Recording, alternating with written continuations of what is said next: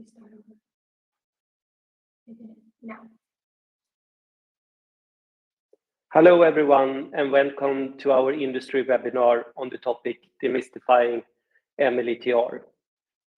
From theory to practical adoption. This is part of a series of webinars we host around the topic trade digitalization. And you're also welcome to request the recorded earlier webinars on enigio.com if you have missed them. I'm Patrik Zekkar, CEO of Enigio, and I will be your moderator today. We talked about MLETR for a while, so it may even be that some are perhaps already tired on the subject. However, remember there's still a large universe out there which is unaware or think it's an abstract topic. And yet, implementation has still been slow. 2025 is truly the year for action. Many organizations are already onboarded or onboarding to the trade digitalization train. Today, we will discuss why this is more than just legal theory and how to step up the digital trade games so no one is left behind. We have a fantastic panel here with us today to explain how MLETR is moving from concept to real-world implementation. I will make an introduction of the panel. I welcome Professor Sarah Green, Head of Digital Asset and Trade Finance at D2 Legal Technology, a leading force behind the Electronic Trade Document Act in the UK. And we have Mr. Luca Castellani, Legal Officer at UNCITRAL, and we might say the architect of the actual MLETR. We have Mr. Merlin Dowse, an industry giant and also an anchor in the ICC Banking Commission, Director at JP Morgan, and driving MLETR adoption from pilot to production. Very welcome. Hi. Over the next 40 minutes, we will discuss the legal, technology, and operational facets of adopting MLETR in practice, and how this shift can transform global trade. We will of course wrap up with a Q&A session, so please free to submit any questions you have as we go. And to the panel, please don't hold back now. Let's get started. I will start with setting the context, and I would like to turn to all panelists with the first question around how MLETR builds confidence in digital trade. And given each panelist have your unique perspective and fields, why is now the time to shift from theory to practice for electronic trade documents, and how do each of you see MLETR providing the strategic foundation for this transformation? And I will start, if I can ask Sarah to explore on this. Thanks, Patrik. Yeah, I mean, I agree that 2025 is going to be a big year for the shift, I think, in digitalization of trade finance. Why now? I think there's a few reasons, really. When we first started work on the Electronic Trade Documents Act back in 2020, I think that was really the beginnings of what I've described elsewhere as a perfect storm. So we first sort of started to see scalable technology that would allow these documents to perform in the way, or these records, if we're talking about the sort of MLETR context. I mean, we all mean the same thing, right? But one refers to documents, so ETDA refers to documents, and MLETR obviously to transferable records. But they're the same thing. They're the same phenomenon. And I think that we've had now for a while scalable technology that allows these things, to be generic about it, to emulate the paper that we've used in the past. But they don't just emulate it, right? They're so much better than paper, and they perform all those functions so much better than paper. So we have that. And then we also had, pretty soon after that, this was the perfect storm bit, of course, we had the global pandemic. We had physical restrictions on people being able to hand things over to one another. And so I think, and then we already had MLETR. So we had guidance, we had a really good example of how the technology and the legal side of this whole kind of environment of trade could, for the first time, very realistically do what it needed to do. And we built on that, right? So, you know, where are we now? 5 years later, or at least four years later, we've had time to work it through. We've had a lot of movement across jurisdictions in adopting MLETR or following MLETR, or at least starting to think about MLETR. You know, it was, as you said at the start, Patrik, it was for ages a bit of an abstract idea. And I think now we're getting towards the sort of snowball effect where different jurisdictions are seeing that this can actually happen and seeing a clear path to how it will. Thank you. Merlin, can I ask you to take your perspective on that? Sure, Patrik. Nice to be here. Nice to speak to everyone again. I'm looking at it more from a practical sense. If you look at the world around us today, everything is going digital. And if you don't jump on board, the fear is that you're going to be left behind. Just think of it.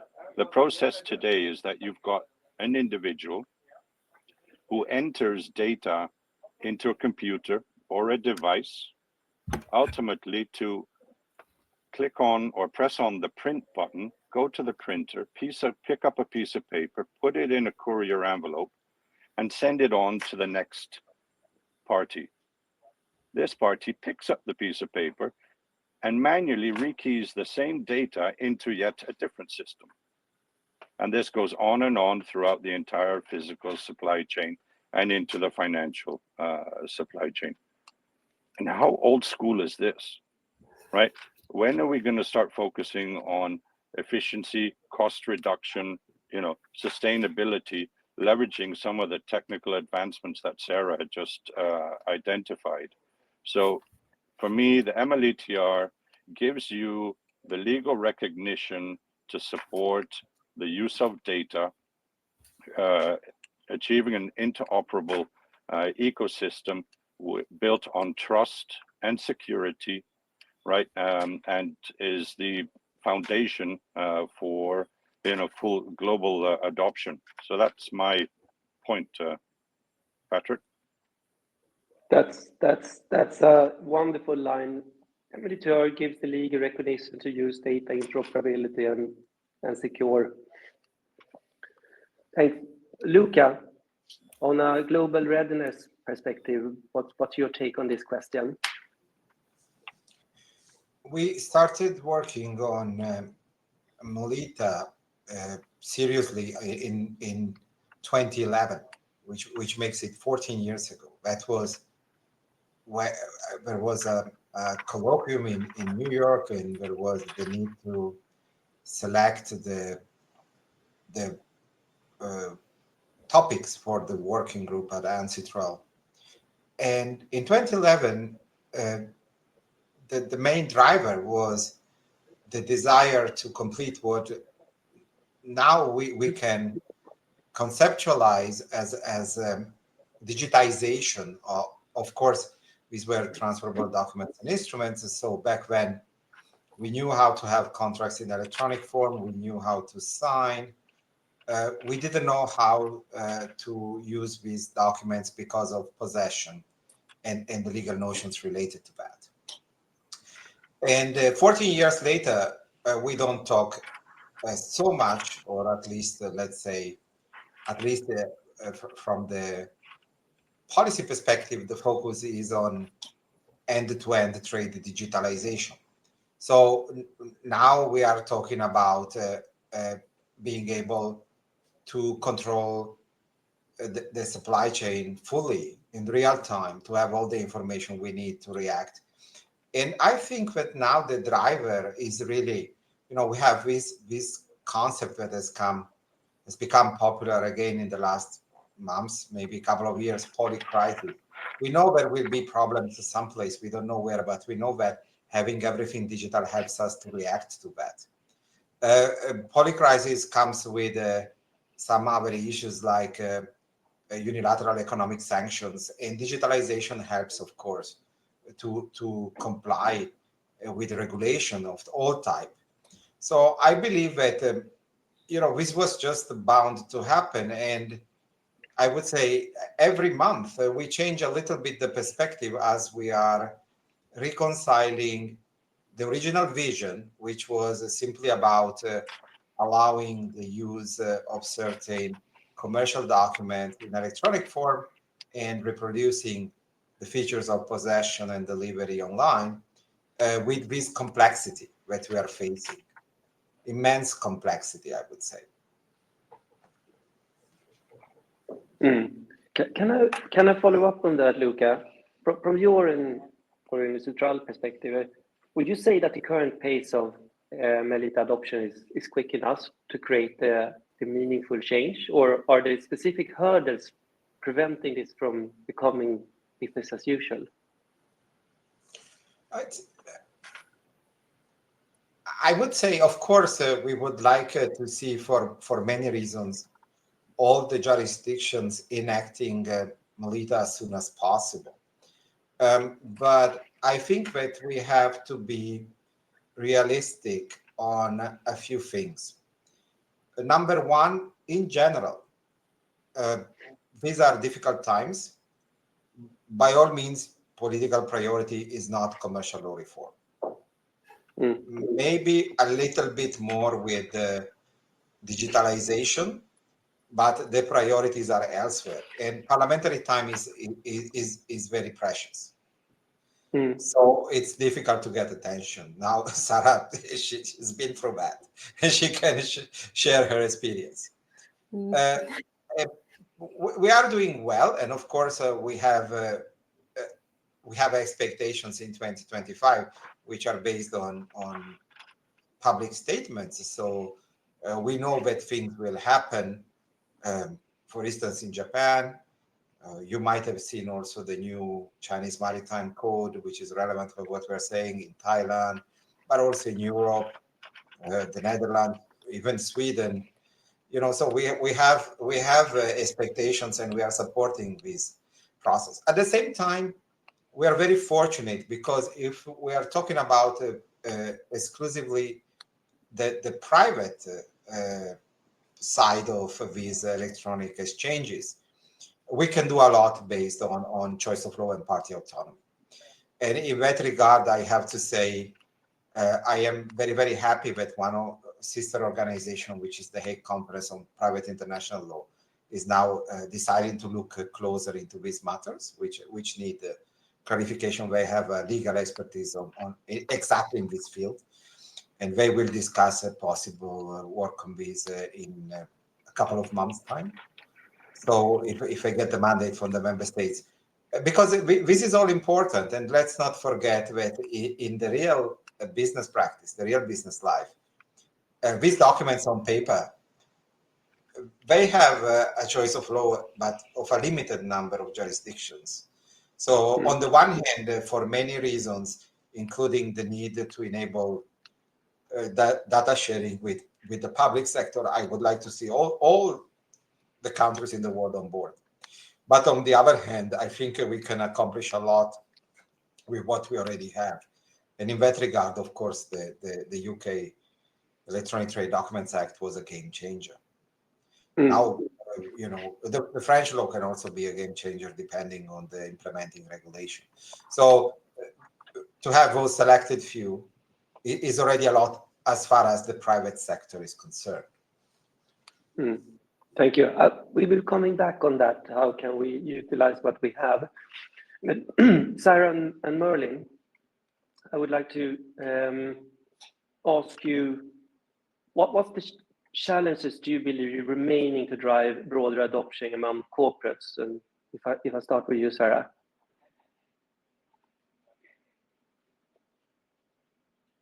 No, we cannot hear you. Sorry, I forgot to mute myself. It's probably better to start with Merlin on that one, Patrik. He's probably got a better idea. If he internal perspective, and then I can comment on Otherwise, I'm just a bit of an outsider looking in, I think. That's fair, Sarah. Happy to comment. So challenge, I think it was well documented by, I think it was ICC UK, that a large portion of the corporates are not aware of the MLETR or the ETDA, right? I think it's a question of sending out concise communication and repeat. He's going to sound like a broken record. Ultimately, I think by providing examples, use cases, as ICC UK has done quite successfully, you can showcase some of the benefits that digitization and the adoption of electronic negotiable instruments can bring to the corporates. Just not aligned to the MLETR, but something we did here, something I initiated about 5 years ago, which was the digital direct presentation of export LC documents. This is the, what is it, not including the negotiable instruments, but this just PDF images. And this alone allows corporates to shave off 3 to 5 days on their DSOs, their day sales outstanding, right? Which is a true kind of benefit to their cash conversion cycle. So this is what speaks to corporates and can help incentivize them to look into the digitization of their documents and the associated processes. So the sort of impression that I get speaking to corporates, so obviously, as I said, I'm a bit of an outsider looking in, but obviously at the Law Commission, when we were doing this, we did speak to many organisations, both before and after the enactment of the law. And I think, I mean, in addition to what Merlin said, which is obviously the real nub of the problem, I think one of the other things that we saw was that there is, even if organisations know about MLETR and they know about the ETDA, or you know, depending on their jurisdiction, they know that the law has changed, they know that they legally can do this. I think there is that sort of natural, I've spoken about this before, that natural you know, aversion to unfamiliar risks, especially if there's no absolute reason to do it. And the thing is, we've used paper for so very long, and in a sense, you know, I suppose, I mean, well, it's not broken, right? So we know, and I think particularly probably a lot of the people listening to this today recognize the shortcomings of paper and the fallibility of paper, but it isn't actually broken. You know, there's nothing that is actually forcing organizations to say, well, you know, we really need to sort this out now. And of course, there is a real difference. And again, it's that sort of human kind of endowment effect that we've got paper, it works okay, it's not actually losing us anything. Like we can say that sort of broken, I mean, I'm quite happy to be a broken record, I'm always a broken record, but just to keep saying, you know, this can create so many efficiencies in terms of not just pecuniary efficiencies, but of course there are so many advantages in terms of fraud, or rather avoiding fraud, avoiding loss. You know, it's so much, the sort of data side of it is so much more resilient. But of course, their savings, that's in the future.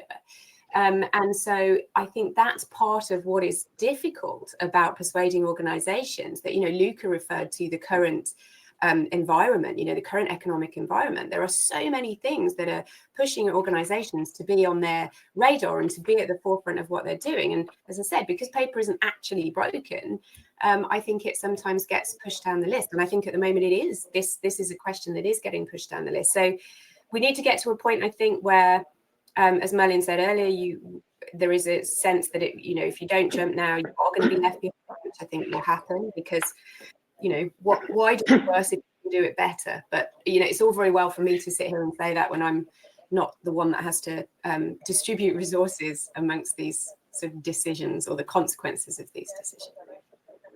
I think, Patrik, if I can just add one thing, which is, again, I think we may touch on this later as well, is the challenges that we even encountered was legal uncertainty, in the sense that there's no case law or history, no precedents, right, as to what is to happen if something would go wrong.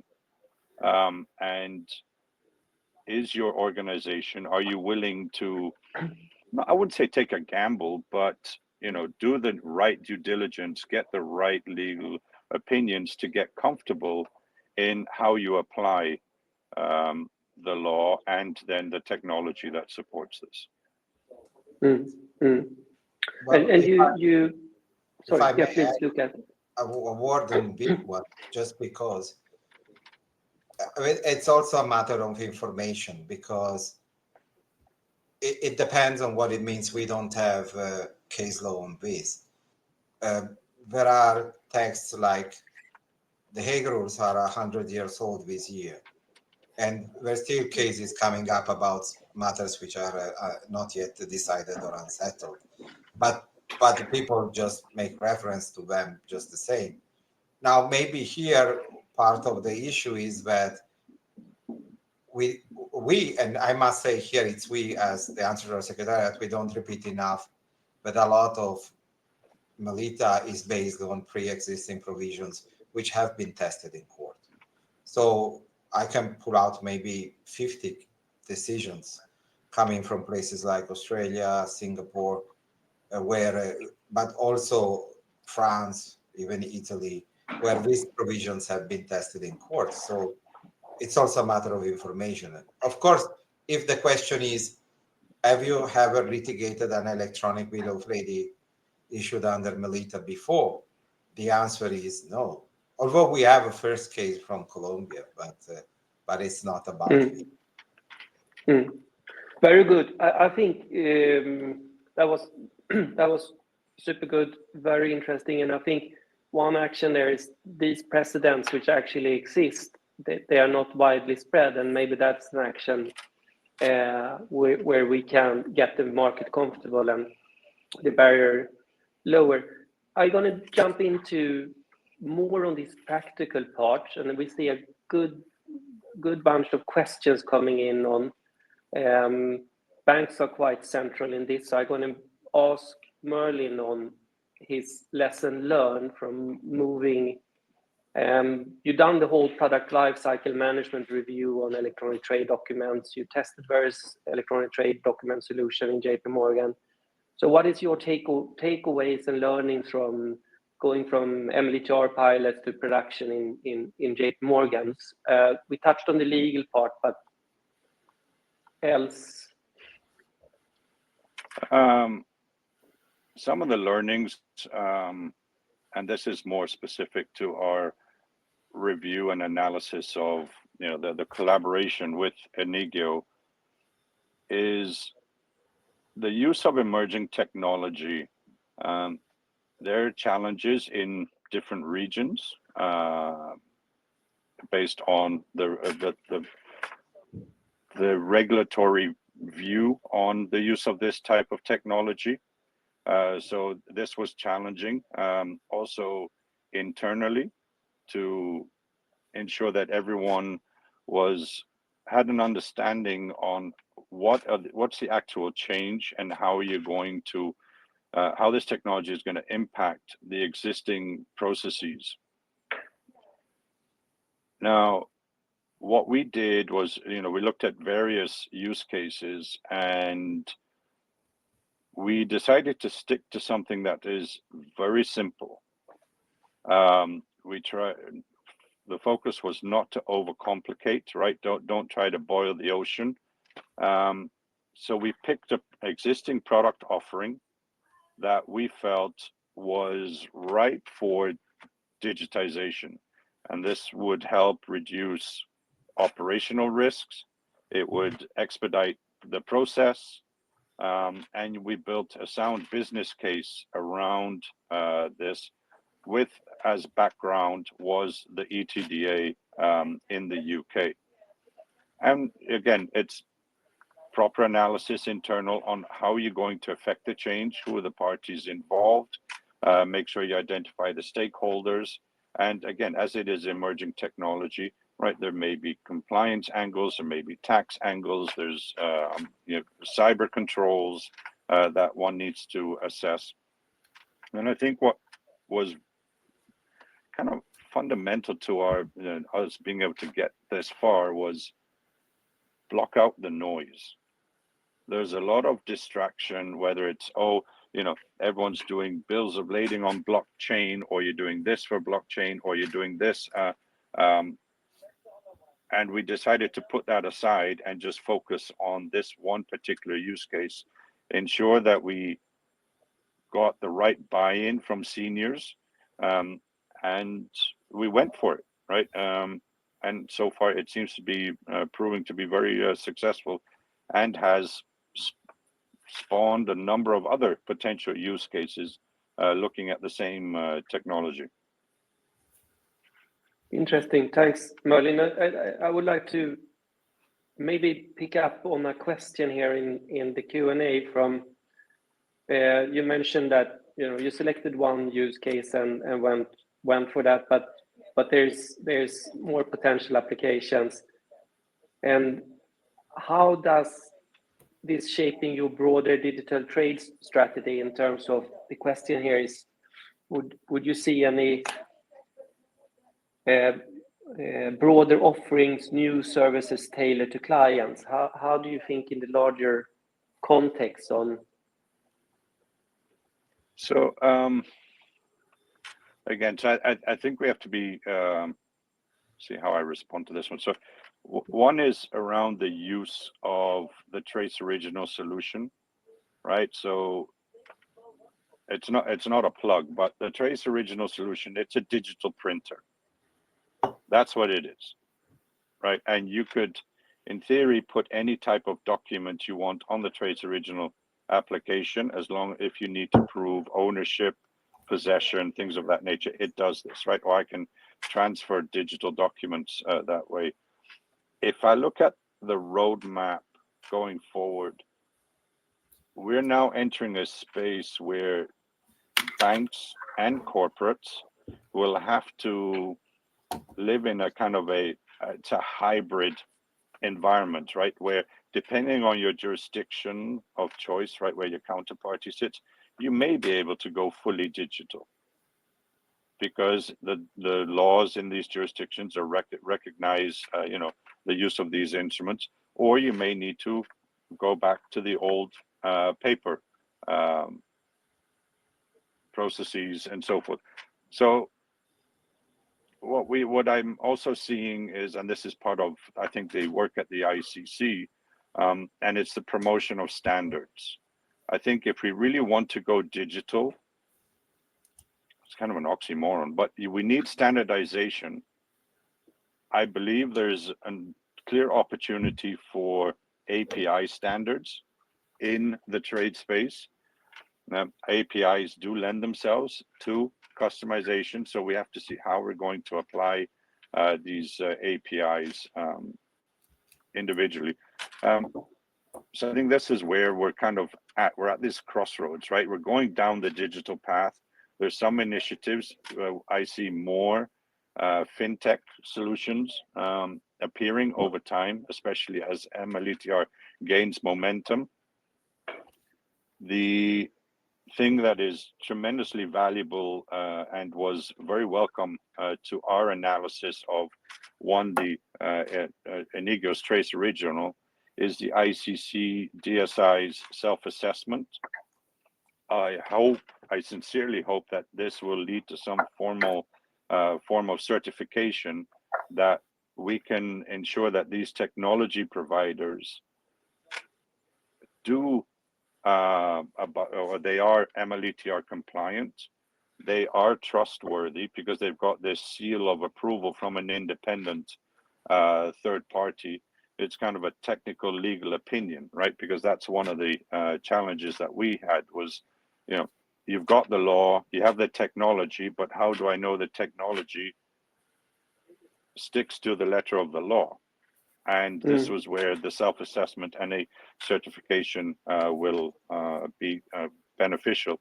And ultimately, this will lead to an easier onboarding process and adoption of recognized solutions across the industry. Very good. Thanks. And you led me into that difficult English word, reliability. Reliability. and I would like to hear Sarah and Luca on, you know, what's your take and advice, because there was a lot of discussion in relation to Electronic Trade Document Act on reliable system and methods for the MLETR.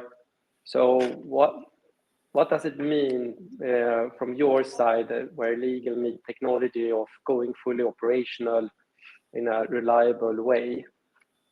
Would you like to start, Luca? Sure, thank you. Well, it's been a while that the UNCITRAL text may make reference to the use of a reliable method. But what is interesting is also that there is like some slightly different perspective on the level of detail given about the how to determine that this method is reliable. So, and I here I will oversimplify, you know, but I also have to try to share what's the experience. Broadly speaking, the common law countries, they often seek less guidance because they are comfortable with an assessment by the parties or eventually by the judge. In the civil law countries, they like to have more guidance. Now, this is reflected also on the possibility, which is there, to have a determination of reliable methods and therefore reliable services before the use. So what we call the discussion between ex ante and ex post, which is not in the MLETR text itself, but that it has been introduced in places like Bahrain and I think also Singapore,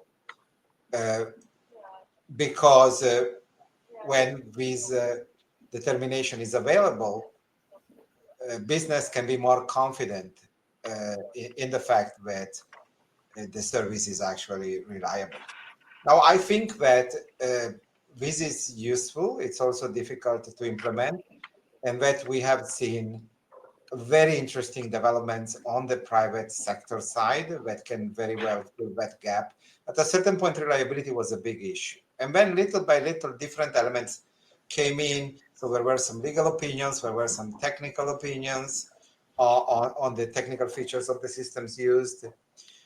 I believe in the field of transport, acceptance by the international group of the P&I clubs was very important. And there was a determination that, of course, without taking responsibility for the operators, this was an acceptable bill of lading, you know. So we see somehow a lot of self-assessments, industry standards, in things which are really good, really promising, and they really consolidate the existing knowledge in this field. And as you mentioned, Patrik, also ICC DSI self-assessment. Then, of course, the operators, but this is not me who said that. This is our common friend, Marina Komninos, who said also operators that have been doing this for a bit, they know what's a reliable standard. So I would say that there is also that. But reliability should not be the element blocking the digital transformation. Most of the systems now are reliable. Of course, if I write now a bit of exchange to Merlin in my email and I say, this is drawn for $1 million, maybe Merlin will think it's not so reliable.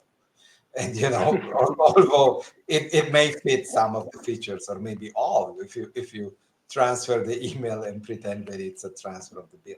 So, I mean, I think, honestly speaking, we know by now, I think by now we are a bit less concerned about reliability. It's important, but we know a little bit more about these. We have guidance on technical standards. And we hope that some legislators will not be too prescriptive, because that's a problem. And if I may say, it's very similar to the discussion that we have on trust services. So we have to be careful on that. Sarah, I know that you had this question coming your way a lot of time after releasing ETDA. Anything to? Yeah, I mean, it's a very lawyer's perspective, and I am very aware that, again, it's all very well for me to sit here as a lawyer and say what I'm about to say. I know that doesn't always necessarily filter through and help when, people are taking what they see as a risk on a particular system. But there is a danger to legislating in too fine-grained a way. So this use of reliable system in the Electronic Trade Documents Act was never meant to be really the big deal that it has become. So the most important point to make is really that, paper's always been deemed reliable. And that's just not a question that ever really arises, or certainly to my knowledge has not ever arisen in relation to a paper document. Because what makes it reliable? Well, what makes a paper document reliable is that the parties know how to use it. They can pass it from one hand to another. It has the relevant information on, and then the law does the rest of it. But it's reliable if it carries that information and is passed from one hand to another.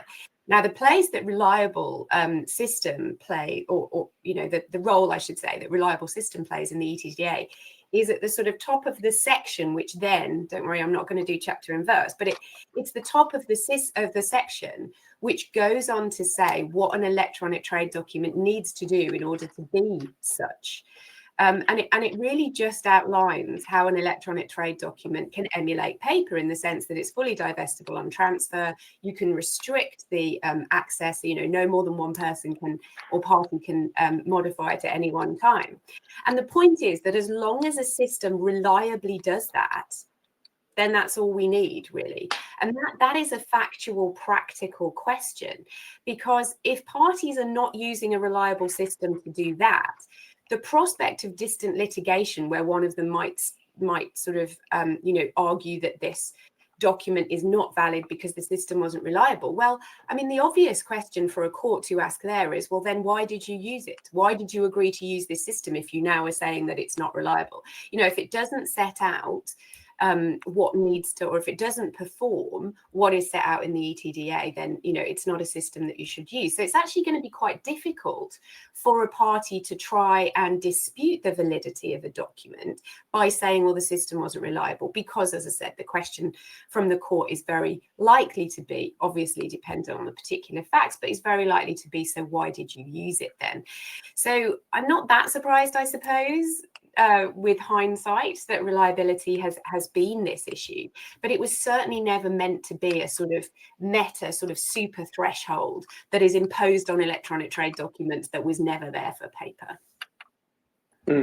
Thank you, Sarah. I'm going to stay with you, Sarah, on the ETDA in UK, because then pick up on what Luca mentioned earlier on, and that is how do you see the development of the Electronic Trade Document Act to fit into the global framework for cross-border trade? It's about, leveraging on what we have. Has ETDA been put in action anywhere outside the UK? The usability and of the ETDA for international or cross-border trade, or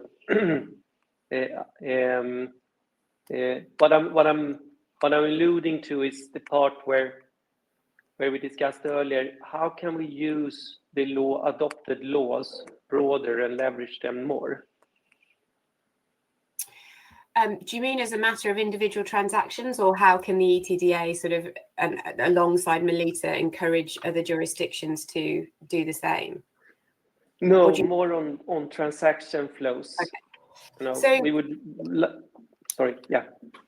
So that. There's a certain amount that parties can do. So if there's a particular transaction that they want to be governed in contractual terms, so just according to the contractual elements of that transaction by a particular law, then there is I think Luca mentioned this earlier, there is to some extent party autonomy, so you can choose, which law governs your transaction in contractual terms, so that you can, to that extent, ensure that you choose a governing law that recognizes the electronic trade document. So far, so good.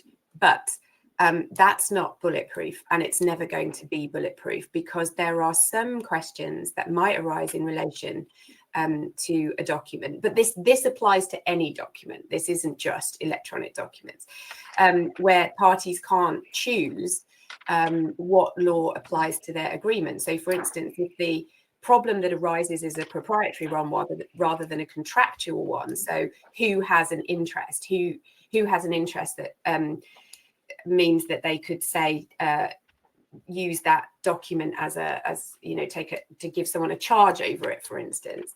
That would be a proprietary question, and that is something that parties cannot choose in advance. That is something that the sort of private international law rules leave to other considerations, such as where is that document located. Now, of course, that's a difficult question. As I said, that applies to documents generally. We might say it's slightly more difficult with digitized documents, simply because it's not that easy necessarily to say where they're located. We can say where there is a piece of paper in a drawer, but we can't necessarily say with such ease where a document is on a ledger. So there is a lot that parties can do. It's not, as I said, bulletproof, but the important point to note is that is not a problem that is created by digitalized documents. That is a problem of private international law more generally. Thank you, Sarah. And I turn to Luca, because I heard you talk earlier about MLETR and the choice of law, the limits and opportunities that choosing certain law presents. Are you fully agreeing with Sarah here, or do you see it in any other way? First of all, I really have to say I don't have any special expertise in this field.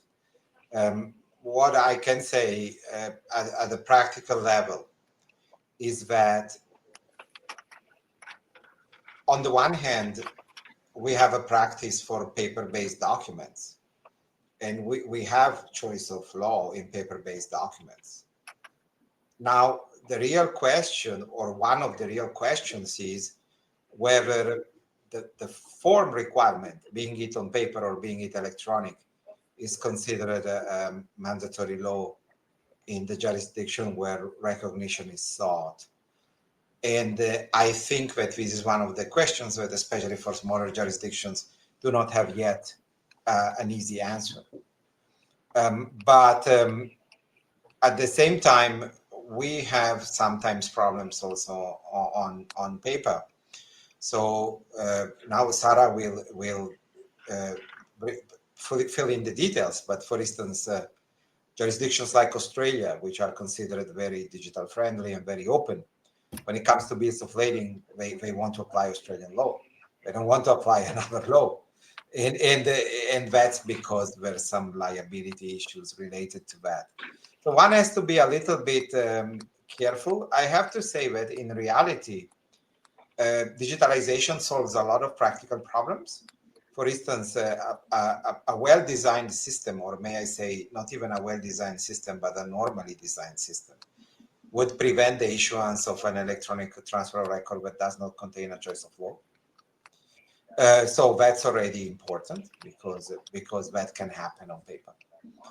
And there are other issues, more advanced issues, where automation and a little bit, I don't want to say artificial intelligence because that's a word which is being abused, but a little bit of proactive monitoring and automation can avoid certain issues. Like, I want to give you a very practical example. There are countries like Indonesia or Turkey, where all the documents have to be translated in the local language in order to be enforceable in court. And of course, you cannot do that on paper, but you can do that easily electronically, because once there is a party that has a link to one of these jurisdictions, you can produce, even according to preset standard terms and conditions. So there's a lot that can be done there. And these are questions that are sometimes being litigated and that are real. So I would say let's look at the fact that the use of electronic means gives us a lot of tools to solve existing problems. And I don't know to what extent, but I would say as time goes by, there's less and less challenge on the use of electronic means. We see it also in other areas. Just to make reference to an area where UNCITRAL is very, very strong, in arbitration now, the parties do not discuss the arbitration clause in electronic form. It's broadly accepted. And without special requirements, we are now discussing the arbitral award, which is a bit of a special document. So, there's also an acceptance by business and an acceptance by society of these things. So I would not focus on problems that don't exist in real life, including those problems like the applicable law to the permissionless distributed ledger. But who's using a public permissionless distributed ledger to issue everything and to send out things without any choice of law? I mean, that wouldn't be the first choice of technical solution for this kind of documents. So there are, of course, problems in theory, but when I think business practice is very wise and can find the right technology, and there's service providers can set up things in a way to minimize this uncertainty. Thank you very much. We're running quickly to the end of the session, but I have so many more questions before we jump into Q&A, which I would like to ask. And I will try to squeeze in 2 quick questions more, and that is about implementation. Merlin, I start with you. How does a successful implementation looks like in the short term for utilizing MLETR? And how should organization measure success in your view? Again, so as I said earlier, it starts with a sound business case and looking at the product that you're looking to digitize or the processes you want to digitize. Because as I said, we looked at various options that were there. We chose one which is very manually intensive. There's a lot of high risk in losing the document, which was a big concern. And the pressures from internal stakeholders to, speed up the process accordingly. So that's what we looked at. Now, when it comes to implementation, again, there are multiple parties testing, ensure that everything is aligned. JP Morgan has a unique position in such that we have a proprietary back office platform. Actually, we have 2 where this technology could be applied. And I think it's time that banks start to shy away from implementing standalone computers in the corner of the ops room, right, that would support the one client that is looking to go digital, or accessing web portals, right? We do not support access to web portals by our operations teams because of the rekeying of data and the risks associated with this. So banks that are listening to this, I would implore you to speak to your back office software provider. Try to understand how they are going to complement you digitizing your trade flows, your clients' digital transformation, because clients will start reaching out to you, asking you, can you support electronic bills of lading? Can you support the digital presentation of documents, right? And you need to make sure that your infrastructure is set and well established to support this demand that you're going to see, or you probably already have encountered. So I think that is some of the focus I would share with the audience. Thank you very much. We have a lot of questions coming in. Can I ask you to put up a question from Steve? So the first half of the conversation focused on adoption. If that is the goal, what efforts are being made for interoperability? Right now, it seems like there is a proliferance of products and platforms that are siloed, and they don't really communicate easily with each other. This seems to be replicating and we're missing the rest of the text. Who want to take a stab on?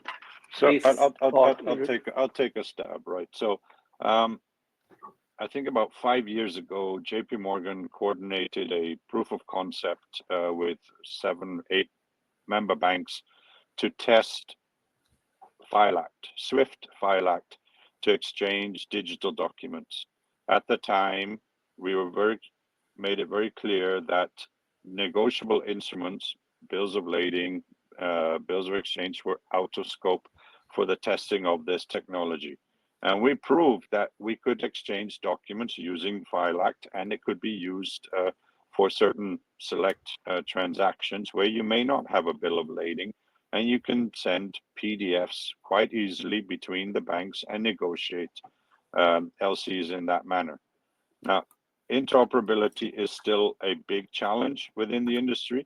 There have been some advances. So last year, there was another proof of concept done by a couple of other banks, not JP Morgan, where they added the bill of lading, right, on a blockchain, and FileAct. They combined the two, right? So it's kind of that they're leading towards that interoperability play. I know Swift is very active in this and looking at some kind of API solution. So if I were a betting man, I'd give it another year or two, and we may have cracked that interoperability challenge. I don't think it's a technical issue; it's a legal one, right? So now I'm going to pass it on to the lawyers, see if they have an opinion. I think it's, I agree. I absolutely agree. I mean, the idea that we can't, on a technological basis, get systems to speak to each other in 2025 is just not one that I buy. But I think that the real barrier is partly legal, as I mentioned earlier. You know, it is difficult when you have different rules across jurisdictions, but it's also cultural, and it's also, you know, sense of competition. There are some platforms that just want to remain closed. So it's those things. I think I often hear people talk about it as a technological issue, and like Merlin, I just don't think it is at all. Thank you. We have another one here from Craig. Are there any plans to collaborate with a single window space as an ETR, electronic trade record, can replicate multiple document types and contain valuable version granulated data? I take the first question.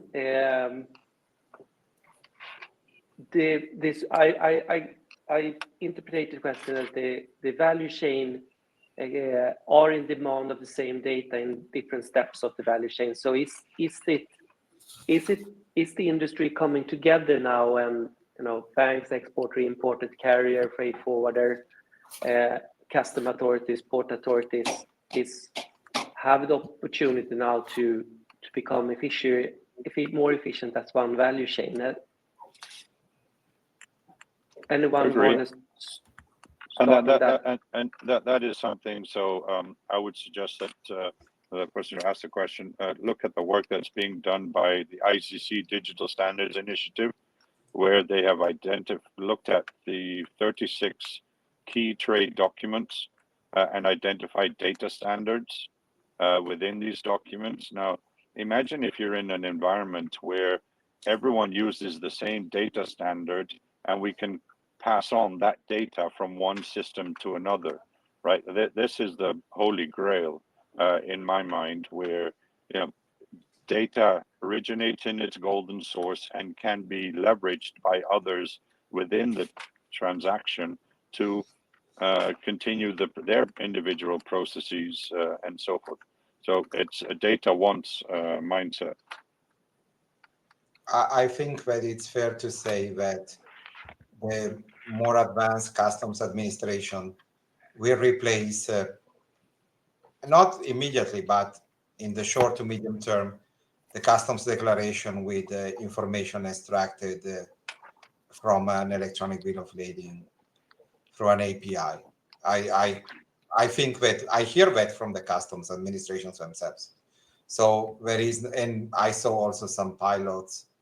You can use the bill of lading. If there is a bill of lading, you can use the manifest. You can do whatever you want. Imagine the impact this may have, especially on small parcels and e-commerce, which is, having a huge impact on the ability of customs to process and control these small packages that are coming through. So this is actually a very urgent need, and do it with bills of lading, do it with other things, but yes, it's part of the end-to-end trade digitalization. Is something that has to happen as soon as possible. Maybe where now the problem is just to put together the data modeling used for the document and the data modeling used for the single windows, of which maybe there's a couple of standards which now are also made interoperable. So once that we have a mapping of all of these information, of course, we will have consistency across the supply chain, and we will solve the problem of these declarations, which are time consuming and often are also contain mistakes, and other issues. Sarah, was that something in the pre-work for the ETDA that you also engaged with public authorities like custom authorities in order to set out their requirements? No, we didn't really. So the way that the Law Commission conducts consultations is quite, we invite parties to get in touch with us. Now, that's not exclusive. We do sometimes go out and, solicit responses as well. But we, for a start, had limits on the sort of remit of our project, and we took the view eventually. I mean, that's obviously something that absolutely needs to happen, because there's no point in having these nice smooth processes that involve electronic trade documents if it's going to get all if the barriers are going to arise at borders. So we were very conscious that this would have to filter across into customs and public authorities, but we rather hoped that sorting out the private options would be the thing that kick-started the public adoption of this. And we also exhorted the government to do so, but it wasn't something that drove what we did. No. Thank you very much. I would like to throw in one final question before we wrap up. And we promised today that we should go from theory to practice. So this is a question to all panelists. What advice would you give to an organization hesitating to take the first steps towards leveraging MLETR? Who wanted to start? Would you start on that, Merlin? My advice would be, you don't necessarily have to go it alone. Feel free to reach out to the broader community. There's several of us who have already taken the necessary steps to go down this journey, and I'm sure that we're all welcome to offer our advice and answer some of the questions you may have. I think webinars like this are very informative, but bilateral conversations are sometimes even better and lead to a better understanding of how one can implement and succeed. Thank you. Luca, do you want to take a stab? Oh, I cannot speak for the business, but maybe I should speak for the legal business. That is to say, if someone is giving legal advice and a client steps in and says, "What do you think about this?" I would say there's a lot of reference material from public consultation of governments. Of course, UNCITRAL has produced the original text and the explanatory note, but for instance, the Law Commission of England and Wales has done a wonderful job with its papers, and a lot of questions where a lot of the issues that we are discussing were already discussed and are very well reported, and from a very comprehensive consultation. So I would say, don't be afraid. Many of these questions have been asked before and have been answered before. And the fact that there has been all of this discussion and that people are increasingly believing in this can be a very good sign of the fact that this is something that will not go away. This is something that is happening little by little. It just takes time because it's a serious business that requires rethinking business practice and understanding how the law works. But it's something here to stay. Thank you. Sarah, do you want to? Yeah, just very briefly, and it really reiterates something that Merlin's already made really very clear in the example that JP Morgan has set. It's I can see how it's quite daunting because there's so much you can do, and there's so many available platforms and solutions and what have you. So I think that the important point is do it in bite-sized pieces. You don't have to change everything overnight. You can just take one part of your organization or your process that you think would benefit from it and do it in that way, and then build up. And it gets easier as those risks become more familiar. Thank you very much. Some good words.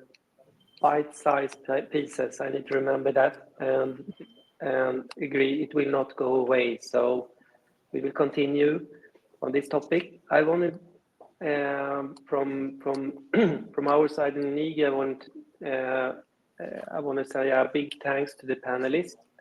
Much appreciated for sharing all your insights and experience and knowledge.